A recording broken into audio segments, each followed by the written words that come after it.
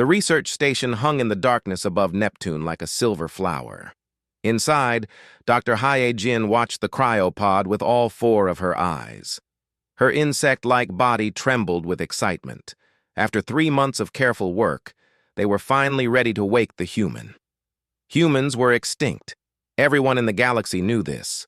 Earth had died almost 2,000 years ago when its sun released a wave of radiation that cooked the entire planet. No human had survived. But here, buried deep under the ice of Triton, they had found something impossible. A facility, a cryo chamber, and inside, a perfectly preserved human male. Captain Dong-Woo stood beside her, his blue skin gleaming under the medical bay lights. His species, the Valerians, lived in water most of their lives. Being on a space station was uncomfortable for him. But this discovery was too important to miss. The Coalition had never seen a real human before. Only bones, only ruins, only stories about the violent species that once ruled Earth. "Begin the thaw sequence," Hae-jin said. Her translator converted her clicking sounds into words the others could understand. The technicians worked at their stations. The cryopod began to hum. Inside, through the frosted glass, they could see him. The human. His skin was tan, his hair black, his body muscular in a way that seemed almost aggressive.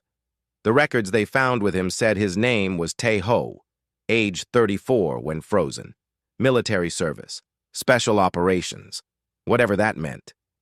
"His cellular activity is increasing," one technician reported. "Faster than projected." Hae-jin leaned closer. The readings confused her. His cells should take weeks to fully revive.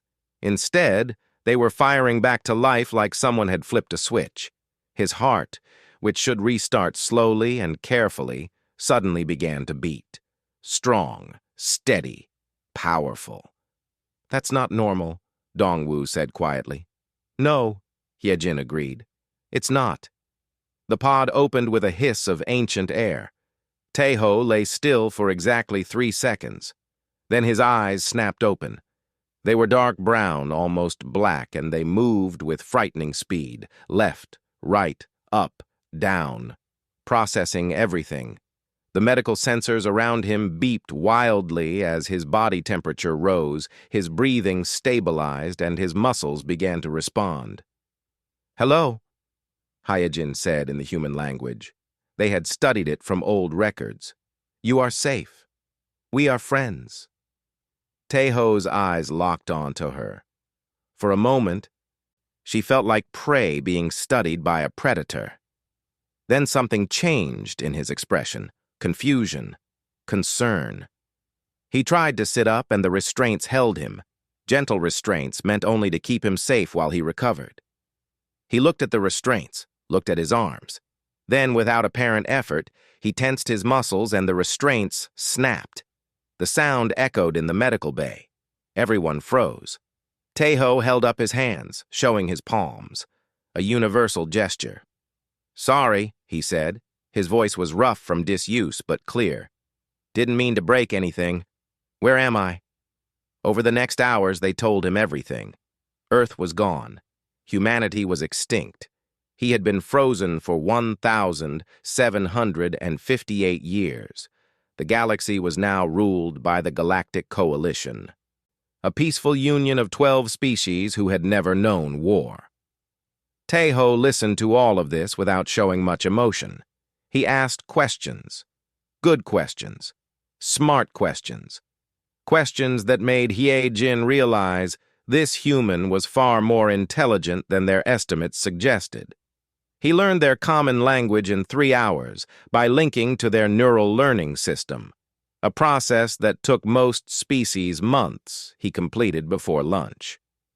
"Your recovery is remarkable," Hae-jin told him as they ran more tests. "Your body heals damage from the cryo-freeze faster than our best medical technology." Tae-ho shrugged. "Good metabolism, I guess." But it was more than that. They watched through scanners as his tissue regenerated in real time, watched as minor cellular damage simply fixed itself. His bone density was 3 times what their models predicted. His muscle fibers were packed so efficiently, it seemed impossible. His brain activity showed patterns they had never seen before. Captain Dongwu reviewed the data that night in his office. He felt cold, which was unusual for a Valerian. The human was recovering too fast, moving too well, learning too quickly. During the physical assessment, Taeho had accidentally bumped into a wall. The wall panel had cracked. Taeho hadn't even noticed. Dongwu pulled up the old Earth records they had found. He read about human history and felt his blood chill further. Humans had spent their entire existence fighting. Fighting nature, fighting animals, fighting each other. Their entire civilization was built on conflict. They hunted animals that could kill them. They lived in environments that ranged from frozen wastelands to burning deserts. They survived diseases that would wipe out entire coalition worlds. Earth was what the scientists called a death world, a planet so hostile that only the strongest, smartest, and most adaptable could survive, and humans had been the apex species there, the top predator. "What have we brought back to life?" Dongwu whispered to himself. In the medical bay, Taeho sat on his bed and looked out the window at space. He understood the situation. He was the last human. Everyone he knew was dead. His world was dead. His species was extinct. He was alone in a galaxy full of aliens who looked at him like he was a museum display. But that wasn't what worried him. What worried him was how they looked at him when they thought he wasn't watching. They were afraid. He could see it in how they moved around him, how they never turned their backs, how security personnel stood a little too far away. He had been awake for one day, and already they feared him. And the worst part was that he understood why. During the assessment, when he had broken the restraint by accident, he had seen their faces, seen their shock. These were peaceful beings living in a peaceful time. They had probably never seen real violence, never had to fight for survival. And here he was, a soldier, a warrior, someone trained to kill efficiently and effectively, someone whose body was designed by millions of years of evolution to survive on a planet that tried to kill everything on it. He was a weapon that walked and talked, and weapons, even friendly ones, made people nervous. Taeho sighed and lay back on the bed. It was too soft. Coalition species preferred comfort. He preferred something firm, something that kept him ready. Even in sleep, part of him was always alert, always ready. Outside his window, Neptune turned slowly in the void. Somewhere beyond it was Earth. Dead Earth. Home. He closed his eyes but didn't really sleep. Old habits died hard. Part of him listened to every sound, tracked every movement in the station, monitored threats that didn't exist. Tomorrow they would run more tests. Tomorrow they would ask more questions. Tomorrow they would try to understand what it meant to be human. Taeho wasn't sure he could explain it to them, wasn't sure they would understand. How do you explain violence to someone who has never known it? How do you explain the instinct to fight to species that only know peace? He didn't have answers. But he knew one thing for certain. They had thawed him out, expecting to find a curiosity, a relic, a piece of history to study and understand. What they got instead was something they had no framework for, something their peaceful galaxy had never encountered. They got a human, and whether they realized it or not, that changed everything. The testing began on day 3. Taeho stood in the assessment chamber while coalition scientists prepared their equipment. Dr. Haijin explained that they needed to understand human capabilities, strength, speed, endurance, intelligence, all standard measurements they did for every species. Taeho agreed easily. He was curious, too. He had no idea how he compared to these aliens. In his time, humans only competed with other humans. Now he was the only one left. The first test was simple grip strength. A machine measured how hard he could squeeze. The technician, a small gray creature named Bong Su, showed him the device, and explained the process. Average coalition citizen could manage about 60 units of pressure. Their strongest security personnel hit around 120. Taeho squeezed the device casually. The number climbed. 100, 200, 300. He wasn't even trying hard. He squeezed a bit more. 470 units. The machine beeped a warning. He stopped. Bong-Su stared at the reading. "Please wait," he said, and scurried away to get Dr. Hye-Jin. When she arrived, they made Taeho repeat the test. Same result. She asked him to try his maximum strength. Taeho shrugged and squeezed hard. The machine screamed. 630 units. The metal casing cracked. "I can go harder," Taeho offered, "but I think I'll break it." Hye-Jin made notes with her multiple limbs, writing furiously. "Yes, no, don't break it. This is already far beyond our projections." The tests continued. Reaction time tests where Tai-Ho had to press buttons when lights flashed. The machine could barely keep up with him. His responses came so fast, the equipment logged them as errors at first, assuming the sensors were malfunctioning. Running speed, where he moved so quickly the monitoring system lost track of him twice. Endurance testing, where he ran for 3 hours straight before they finally asked him to stop, not because he was tired, but because they had enough data. By afternoon, Nari arrived. She was the chief of Coalition Security, a being made of living crystal that reflected light in rainbow patterns. Her species, the Tholians, were known for being logical and careful. She did not like what she saw in the test results.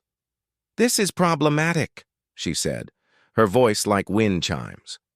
"One human has physical capabilities exceeding our entire security force." "He's not dangerous," Hye-Jin protested. "He's been completely cooperative."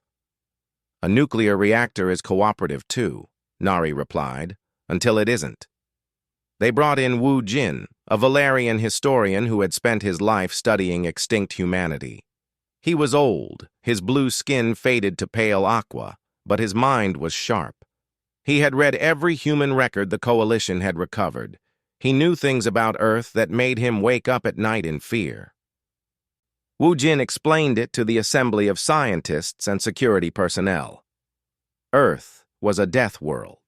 Most Coalition species evolved on gentle planets with mild weather, few predators, and abundant food. Earth was a nightmare in comparison. Extreme temperatures, deadly animals, diseases that killed with terrifying efficiency, natural disasters that wiped out entire regions. "Humans evolved to survive all of that," Wu Jin said. "Their bodies are built for a hostile environment. High bone density to survive impacts, efficient healing to recover from injuries, the ability to regulate temperature in extreme heat and cold. They could survive on less water than most species. They could eat a wider variety of foods. They could run for hours, tracking prey until it collapsed from exhaustion." He pulled up images of Earth animals: lions, bears, sharks, crocodiles. Humans shared their planet with these, and they won. They became the dominant species not because they were the biggest or strongest or fastest, but because they were the most adaptable, the most persistent, the most willing to do whatever it took to survive. The room fell silent as everyone absorbed this information. "They were also warriors," Wu Jin continued quietly. "Human history is filled with conflict. They fought each other constantly, developed sophisticated weapons and strategies, created martial arts and combat systems. War was so common in their culture, they had entire industries built around it." Nari's crystalline body seemed to darken. "And we woke one up." The next day, they ran combat assessments. Tai-Ho was reluctant. "I don't want to hurt anyone," he said. "It's just simulations," Nari assured him. "Computer-generated scenarios. No one gets hurt." The first simulation was a simple self-defense scenario. 3 armed attackers, stun weapons, moderate threat level. The Coalition security training program used it to teach basic awareness. Taeho was disarmed and surrounded as programmed. The simulation attackers moved in. What happened next took exactly 2.4 seconds. Taeho moved like liquid lightning. He redirected the first attacker's weapon, used the second attacker as a shield, and struck the third in a joint that made them collapse. Before anyone watching could process it, all three simulation attackers were disabled. "Reset," Nari said. "Higher difficulty." They ran it again. 6 attackers, advanced weapons, military-grade threat assessment. Taeho took slightly longer this time. 4 seconds. He used the environment, throwing objects, creating angles, moving in ways that made it impossible for multiple attackers to engage him simultaneously. Reset. Maximum difficulty. 12 attackers, armored, various weapons, tactical coordination. The scenario was designed to be impossible, meant to show trainees that retreat was sometimes necessary. Taeho studied the simulation for 3 seconds before it started. When it began, he didn't fight the way Coalition members expected. He was brutal, efficient, ruthless. He struck at weak points, used opponents' weapons against them, created chaos in their formation. When it ended, all 12 attackers were down. Taeho hadn't received a single hit. Time elapsed. 9 seconds. The observers sat in stunned silence. "Run it again," someone whispered. "That can't be real." They ran it 5 more times. Different scenarios, different attackers, different environments. The result was always the same. Taeho won, always. After the last test, Nari approached him in the simulation chamber. "Where did you learn to fight like that?" Taeho looked tired, not physically, but emotionally. "Military training, special operations, but honestly, most of it is just instinct. Humans are good at violence. It's not something I'm proud of. It's just what we are." That evening, Nari called an emergency council meeting. Representatives from all 12 coalition species gathered via hologram to review the data. They watched the combat simulations, reviewed the physical assessments, read Wu Jin's reports on human history. The debate was intense. Some argued Taeho should be refrozen. Too dangerous. Too powerful. Others said he deserved freedom. He hadn't done anything wrong. A few suggested sending him to an isolated planet where he couldn't threaten anyone. Taeho learned about the meeting from Hyejin, who felt guilty keeping it secret. He wasn't angry. He understood their fear. In their position, he might feel the same way. "I'll volunteer for isolation," he told her. "I don't want to scare anyone. I don't want to be a threat." Hyejin's compound eyes glistened with something that might have been tears in her species. "You're not a threat. You're a person. A good person. This isn't fair." "Fair doesn't matter," Taeho said gently. "Reality matters. And the reality is I'm something this galaxy isn't ready for. I'm a weapon that walks and talks. Even if I never hurt anyone, the potential is always there." "They have every right to be afraid." Before the council could vote on his fate, the alarms began to sound. Emergency broadcasts flooded every channel. Coalition border stations were under attack. Unknown hostiles. Massive casualties. Multiple colonies going dark. Something had found the coalition, and it was hungry. The broadcasts showed nightmares. Captain Dong-Wu watched the footage from the border colonies with growing horror. The attackers called themselves the Devourers, and the name was fitting. They consumed everything, absorbed it, turned it into more of themselves. They were biomechanical creatures, part living tissue and part advanced machinery. Some were small, the size of dogs. Others towered over buildings. All of them were designed for one purpose: war. They moved with terrible efficiency, tearing through coalition defenses like paper. The coalition had 12 species and thousands of worlds, but they had something crucial missing. They had no real military. Why would they? The galaxy had been at peace for over 1,000 years. Their security forces were trained to handle disputes and rescue operations, not combat. Their ships had shields and some basic weapons, but nothing designed to kill efficiently. The Devourers had come from beyond the galaxy, from the dark space between star clusters. They had consumed 17 other galaxies before finding this one. And now they were here. Within 2 weeks, 12 colonies fell silent. The Coalition fleet tried to fight back. It went poorly. Their weapons, designed to stun and disable, barely scratched the Devourers' armor. Their tactics, based on peaceful resolution and minimal force, were useless against an enemy that didn't negotiate. Young Me, a Valerian diplomat, watched the battle feeds from Coalition Command. She had spent her entire life solving problems through conversation and compromise. Now she watched soldiers die because talking to the Devourers was impossible. They didn't communicate. They just consumed. A particularly horrible feed showed a Coalition defense team on the colony world of Threshold 9. 20 soldiers with stun weapons facing 3 Devourer shock troops. The Devourers were huge, each one 3 meters tall, covered in regenerating armor that fixed itself as fast as it was damaged. They had plasma weapons grafted directly into their arms. The Coalition soldiers fired their weapons. The Devourers didn't even slow down. They walked through the stun blasts like they were rain. Then they returned fire. The feed cut to static as the camera was destroyed. "How many dead?" Young Me asked quietly.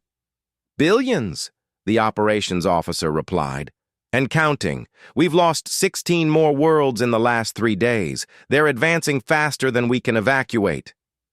Young Me thought about Tejo, the human, the one they were all afraid of because he was too good at violence. She made a decision that would either save the Coalition or destroy it. "Bring the human to me," she ordered. The council refused her request. Too dangerous, they said. Unleashing a human in this crisis would be like fighting fire with explosives. But Captain Dong Wu, who had spent weeks observing Tejo, made a different choice. He defied the council and brought Tejo to Coalition Command anyway. Tejo arrived wearing simple clothes and looking confused. "You asked for me?" Young Me showed him the footage. All of it. The destroyed colonies, the dead civilians, the helpless soldiers, the advancing Devourer forces that seemed unstoppable. She showed him projections that suggested the Coalition would fall completely within 6 months. Tejo watched everything in silence. His face showed no emotion, but his eyes took in every detail. When the footage ended, he asked one question. "Do you have tactical data on their forces, movement patterns, unit composition, response times?" "Yes," Young Me said. "Our military AI has been analyzing them for weeks." "Show me." They gave him access to everything. 3 hours of data that the Coalition's best strategists had studied for months.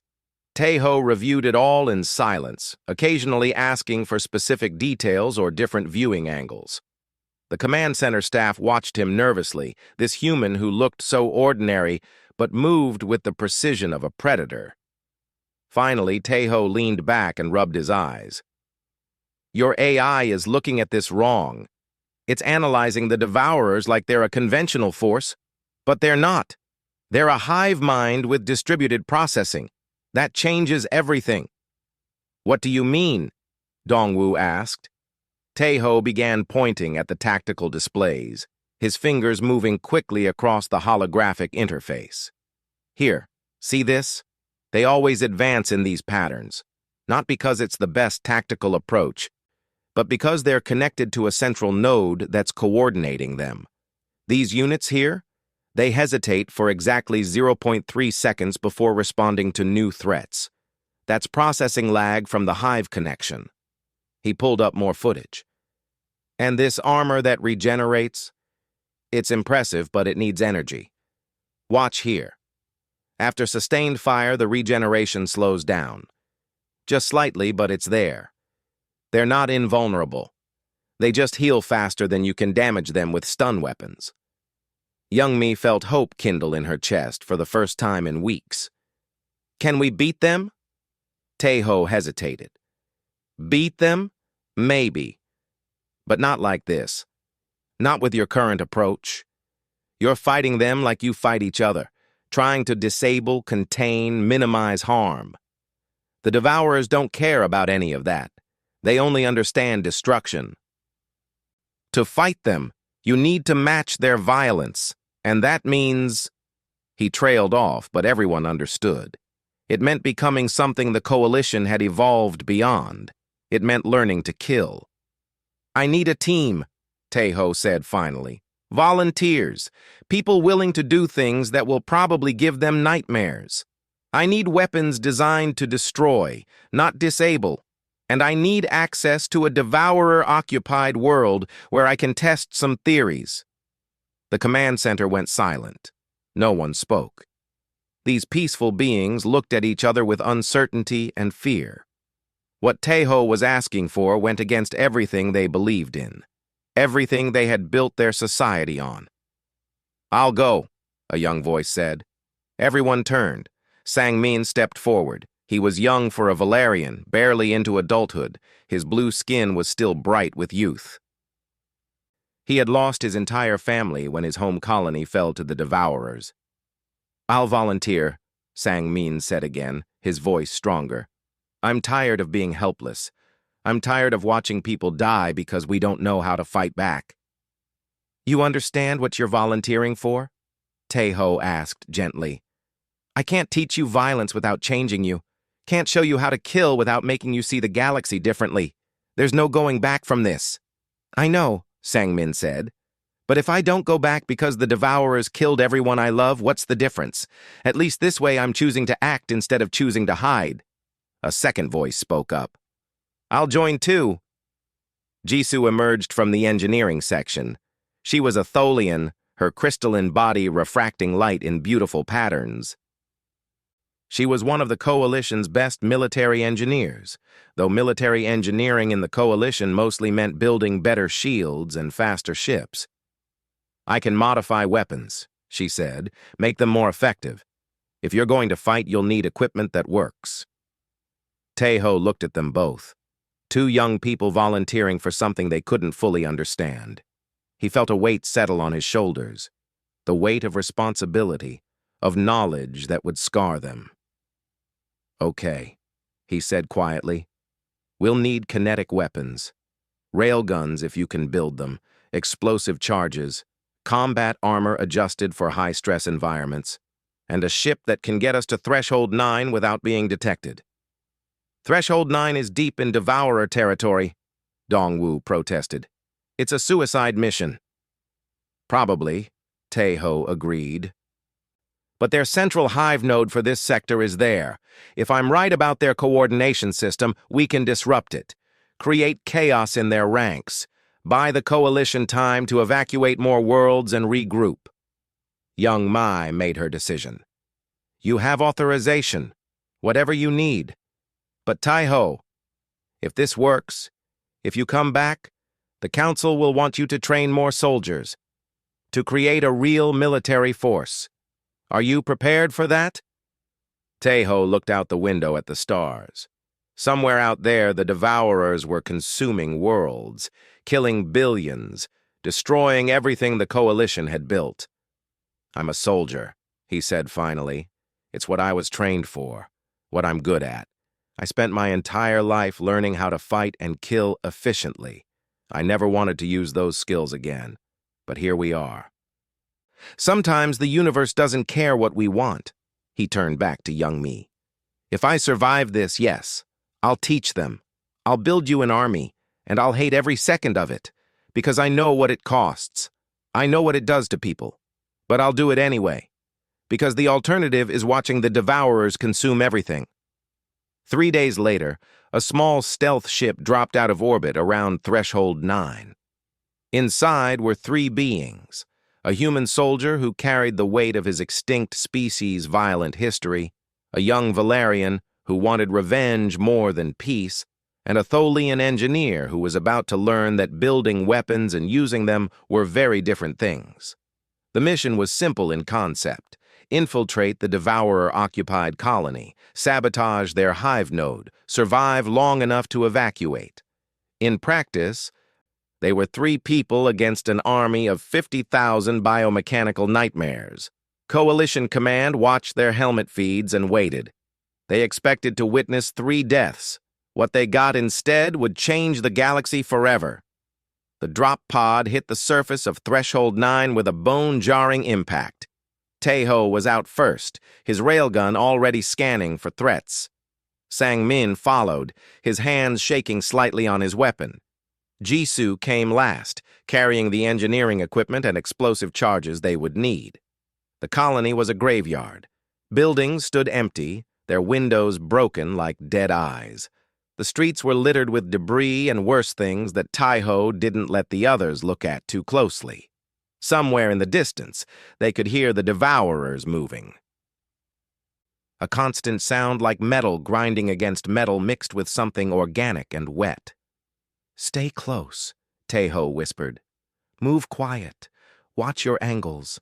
If something moves, don't shoot unless I do first. Sound carries, and we want to stay unnoticed as long as possible." They moved through the ruins like ghosts. Taeho led, his movements smooth and controlled. He had explained the concept of tactical movement to them during the 3-day journey. How to use cover, how to minimize exposure, how to think about sight lines and sound discipline. But knowing and doing were different things. Sang-min nearly stepped on some debris that would have made noise. Taeho's hand shot out, stopping him before his foot came down. He pointed to an alternative path. Sang-min nodded, grateful and embarrassed. They encountered their first Devourer patrol 15 minutes in. 3 units, each the size of a large human, scanning the area with optical sensors that glowed red in the darkness. Taeho held up a closed fist. "Stop!" The universal signal. Everyone froze. Taeho observed the patrol for 90 seconds, counting intervals, watching patterns. Then he gestured to Jisoo. She understood and pulled out a small device she had built. An electromagnetic pulse generator, compact but powerful. She set it on a 10-second delay and placed it in their path. Taeho led them into cover behind a collapsed wall. They waited. The Devourers walked closer, their footsteps heavy and rhythmic. 5 seconds. 4, 3, 2, 1. The EMP detonated silently, just a flash of invisible energy. All 3 Devourers stopped moving simultaneously, their systems temporarily disabled. Taeho was already moving. He didn't use his gun. Too loud. Instead, he had something Jisoo had made him. A monomolecular blade, so sharp it could cut through their armor. What happened next took 4 seconds. Taeho moved like water, like shadow, like nothing Sang-min had ever seen. He struck at joints, at weak points in the Devourer's construction. His blade found gaps in their armor with surgical precision. By the time their systems rebooted, all 3 were disabled, their central processing units destroyed. "How did you know where to cut?" Jisoo whispered. "Saw it in the footage," Taeho replied quietly. "Every machine has weak points. You just have to know where to look. Come on, we need to keep moving." They penetrated deeper into the colony. Twice more they encountered patrols. Twice more they eliminated them silently. Taeho taught them with each encounter how to move, where to aim, when to strike, and when to hide. Sang-min was learning fast, his natural Valerian reflexes adapting to this new, violent reality. Jisoo struggled more, her peaceful nature rebelling against the necessity of destruction, but she persevered. The hive node was in the colony's central plaza, a massive pulsing structure of biomechanical tissue and advanced technology. It looked like a tumor growing out of the ground, covered in veins that glowed with strange light. Around it, hundreds of Devourers moved in synchronized patterns, all connected to the node's controlling intelligence. "That's a lot of enemies," Sang-min said, his voice tight with fear. "Yes," Taeho agreed. "Too many to fight directly, so we don't fight them. We make them fight each other." He explained the plan. Jisoo would plant explosive charges at 3 key structural points around the node. The explosions would damage but not destroy the node. disrupting its control signals. In the chaos, while the Devourers were confused and uncoordinated, they would plant the main charge directly on the node itself. "The margin for error is 0, Taeho said. "If even one thing goes wrong, we probably die. Are you both sure you want to do this?" Jisoo and Sang-min looked at each other, then back at Taeho. They nodded. "Then let's make some chaos." The first explosion lit up the night sky. One of the node's support structures collapsed in a shower of sparks and biological matter. The Devourers reacted instantly, but without coordination. Some moved toward the explosion. Others spun in circles. Their connection to the hive mind disrupted. A few began attacking each other, their friend or foe recognition failing. Second explosion. Third explosion. The plaza descended into madness. Devourers stumbling around, bumping into each other, their normally perfect coordination shattered. It was the opening Taeho needed. "Now!" he shouted, abandoning stealth for speed. They ran through the chaos. Taeho led, his railgun now active, firing precise shots that dropped any Devourer that got too close. Sang-min followed, his own weapon barking, learning through necessity how to aim, how to compensate for recoil, how to kill. Jisoo ran between them, protecting the main explosive charge. A massive Devourer, one of the shock troops 3 meters tall, stepped into their path. Its plasma weapon charged with a distinctive whine. Taeho didn't hesitate. He slid under its line of fire, came up inside its guard, and used the monomolecular blade to sever the connections between its weapon arm and central processor. The arm fell useless. He followed with a strike to its optical sensors, blinding it, then a precise cut to its neck area where the central processor was housed. The shock troop collapsed. Behind it, 2 more appeared. "Keep going!" Taeho yelled. "Get to the node, I'll hold them!" "We can't leave you!" Sang-min protested. "You're not leaving me! You're completing the mission! Go!" Sang-min and Jisoo ran for the node while Taeho engaged the shock troops. Coalition Command, watching through helmet feeds, saw something they would replay in military academies for generations. They saw a single human, armed with primitive kinetic weapons and a blade, fight 2 Devourer shock troops simultaneously. Taeho used everything. The environment, the enemy's size and strength against them, their reliance on plasma weapons that needed charge time. He moved constantly, never staying in one place, making them shoot at where he had been rather than where he was. He struck at weak points, at joints, at sensors. When his railgun ran dry, he grabbed a piece of debris and used it as a weapon. He was bleeding from multiple wounds. His armor was cracked. But he was still standing, still fighting, while both shock troops struggled with damaged systems. At the node, Jisoo placed the main charge while Sang-min provided cover fire. His aim was getting better, his movements more confident. Fear was transforming into something else, something harder, something focused. "Charge set!" Jisoo yelled. 30 seconds! Taeho! Sang-min shouted. "Time to go!" Taeho drove his blade into the last shock troop's central processor and ran. His body screamed at him, injuries that would kill a coalition being barely slowing him down. They sprinted for the extraction point, the timer counting down in their heads. 20 seconds, 15, 10. They dove behind a reinforced wall as the charge detonated. The explosion was massive, tearing the hive node apart. The shockwave flattened buildings. The light was blinding. When the smoke cleared, the node was gone, and with it, the coordination of 50,000 devourers across the sector. They stood motionless, confused, their hive-mind connections severed. Some began to wander aimlessly. Others shut down completely. The extraction ship appeared overhead. They ran for it.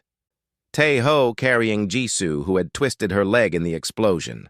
Sang-min covered their retreat, his weapon steady now, his fear replaced by something like pride. They made it aboard just as Devourer units began to reboot, their individual processors taking over. The ship rocketed into orbit, leaving Threshold 9 behind. In the Coalition Command Center, everyone sat in stunned silence. They had watched 3 beings infiltrate an army, cause catastrophic damage, and escape alive. They had watched tactics and strategies they had never imagined. They had watched violence used with such precision, it became almost an art form. Young Mi looked at Captain Dongwu. "We need to prepare the training facilities. If this is what one human can do, what could he teach an army?" Dongwu nodded slowly. "The galaxy is about to change. For better or worse, we've learned how to fight back." The medical bay was quiet except for the soft hum of healing equipment. Taeho lay on a bed, his body covered in injuries that would have killed any Coalition citizen 3 times over. But he was healing. Already the smaller cuts were closing. The deeper wounds were starting to knit together. His metabolism worked overtime, burning through calories, fixing damage with terrifying efficiency. Dr. Hae-jin watched the monitors in amazement. "Your species is remarkable. These injuries should take weeks to heal. You'll be walking tomorrow." "Probably," Taeho agreed, his voice tired. "Humans are hard to kill. It was necessary on Earth. Everything there wanted to kill us." In another room, Sang-min and Jisoo were being debriefed. They looked different than they had 3 days ago. Older somehow. Their eyes carried something new, something hard. They had seen violence up close, had participated in it, had learned what it meant to fight for survival. "How do you feel?" Young Mi asked them gently. Sang-min took a long time to answer. "Different. I keep seeing it when I close my eyes. The Devourers falling, the explosions, Taeho fighting. I thought it would feel good getting revenge, but it just feels heavy." "That's normal," Young Mi said. "Violence changes everyone who touches it. The fact that you feel this weight means you haven't lost yourself to it." Jisoo spoke next, her crystalline body dimmer than usual. "He was right. Taeho, when he said we couldn't unlearn it. I understand now how to destroy things, how to hurt efficiently, how to kill. I can't forget that. Can't pretend I don't know." The Coalition Council convened 3 days later. All 12 species sent their representatives. The chamber was filled with holographic projections and translation systems. The topic, what to do about the human and his methods. Hyun Woo, a representative from the Cravian species, spoke first. "The numbers don't lie. Since the Threshold 9 operation, Devourer coordination in 3 sectors has collapsed. We've successfully evacuated 17 colonies that would have been lost. Civilian casualties have dropped by 70% in combat zones. 1 human and 2 volunteers accomplished what our entire fleet couldn't." Sun He, a philosopher from the Tholian homeworld, responded. "But at what cost? We've spent 1,000 years building a civilization based on peace, on resolving conflicts without violence. If we embrace what Taeho represents, we become something else. Something we promised ourselves we would never be again." "We promised ourselves a lot of things," Captain Dongwu said quietly. "We promised our citizens they would be safe, protected. We can't keep that promise with kind words and peaceful intentions, not against an enemy like the Devourers." The debate raged for hours. Some argued that creating a military force would fundamentally change coalition society. Others insisted that society couldn't exist at all if they were all dead. Some suggested finding a middle path, using Taeho's knowledge without fully embracing violence. Others pointed out that warfare didn't work halfway, that you either committed to it or you lost. Finally, they brought Taeho before the council. He stood in the center of the chamber, surrounded by holographic representatives of species he had never seen before. His injuries were mostly healed, though he still moved carefully. He looked small compared to some of the larger species, but everyone in the room felt the weight of his presence. "Taeho of Earth," the council speaker began, "we have reviewed your actions on Threshold 9. We have studied your methods. We have debated what your existence means for our civilization. Before we vote on how to proceed, We wanted to hear from you. What do you think we should do? Taeho stood silent for a moment, gathering his thoughts. When he spoke, his voice was clear and measured. I can teach you to fight. I can show you how to build weapons, develop tactics, train soldiers. I can give you the tools to survive against the Devourers. But I need you to understand what you're asking for. He looked around the chamber, meeting the eyes of representatives across species lines. War changes everything it touches. It changes the people who fight. It changes the societies that support them. It changes how you think about problems. When you have a military, suddenly military solutions start looking more attractive. When you know how to hurt people, hurting them becomes easier each time. My species learned this lesson over and over. We became very good at violence, very efficient at destruction, and it made us powerful, yes, but it also made us lonely. We fought each other for thousands of years, built weapons that could destroy our entire world. We nearly wiped ourselves out dozens of times. He paused, his expression distant. You've built something beautiful here. A galaxy at peace, species working together, no war, no weapons designed to kill. I spent my whole life in a society that had war, and I would give anything to have grown up in what you've built instead. But the universe doesn't care what we want. It doesn't care about fair. The Devourers are here, and they're going to keep coming unless someone stops them. And stopping them requires being willing and able to match their violence. So here's my answer. You should create a military, train soldiers, build weapons, learn to fight. Not because it's good, not because you want to, but because the alternative is watching everything you've built get consumed by an enemy that doesn't care about your values. But, he continued, his voice stronger now, you need to do it carefully, with rules, with oversight, with the understanding that this is a necessary evil, not a good thing. Train your soldiers to protect, not to conquer. Build weapons for defense, not aggression. And the moment the Devourers are defeated, you need to have a plan for stepping back, for returning to peace. Because the hardest part isn't learning to fight, it's remembering how to stop. The chamber fell silent as his words sank in. Finally, Sun He spoke. And if we ask you to train this military, to teach us violence, knowing what it will cost, would you do it? Taeho met her crystalline eyes. Yes, because I'm a soldier. It's what I know, what I'm good at. I hate it, but I'll do it anyway. Someone has to, and I'd rather it be me, someone who understands the cost, than someone who thinks war is glorious. The council voted. It wasn't unanimous. Many voted against, their objections recorded for history. But the majority voted yes. The coalition would create a military. Taeho would train them. They would learn to fight. Training began 2 weeks later. Sang-min and Jisoo were among the first volunteers, along with thousands of others from across coalition space. They came from peaceful worlds, gentle societies, lives that had never known violence.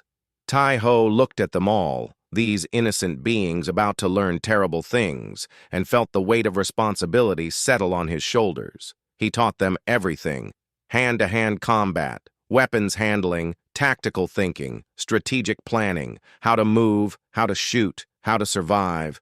But he also taught them something more important. He taught them why they fought. Not for glory, not for conquest, but to protect, to defend. To make sure that peace had a chance to exist again. 3 months later, the Devourers launched their next major offensive. They hit a coalition colony world with overwhelming force, expecting the same easy victory they had achieved before. Instead, they met the coalition's new Special Operations Division, soldiers trained by a human, led by Sang-min, Jisoo, and others who had learned in the crucible of Threshold 9. These weren't the peaceful security forces of before. These were warriors, protectors, defenders willing to pay terrible prices for strategic victories. The Devourers lost. For the first time in their existence, prey had evolved teeth. In his quarters, Tejo watched the battle reports and allowed himself a small, tired smile. The coalition was learning, adapting, surviving. They would never be as naturally violent as humans had been. They would never love war the way some humans had. But they had learned to do what was necessary. Dr. Hyojin found him there, standing by the window, looking out at the stars. "Do you regret it?" she asked. "Being thawed? Teaching us to fight?" Tejo considered the question. He thought about his world, dead and cold, his species, extinct except for him, the violence he had seen and caused, the peaceful beings he had changed forever. "No," he said finally. "My people were alone because we couldn't stop fighting each other. But you're different. You fight only when you must, only to protect. Maybe that's what we were supposed to be. Maybe this is why humans evolved the way we did, not to conquer, but to be guardians, protectors. The ones willing to stand in the dark so others could live in the light." He looked at her. "You thought out a human and found him too powerful. But power isn't good or evil. It's just power. What matters is how you use it. And you're using it to defend everything you've built, everything worth protecting." "That's not too powerful," he said softly. "That's just powerful enough." Outside, the war continued. But for the first time since the Devourers arrived, the Coalition had hope. They had learned from humanity's last soldier. Learned that peace wasn't the absence of violence, but the will to defend what mattered. And in the end, that made all the difference.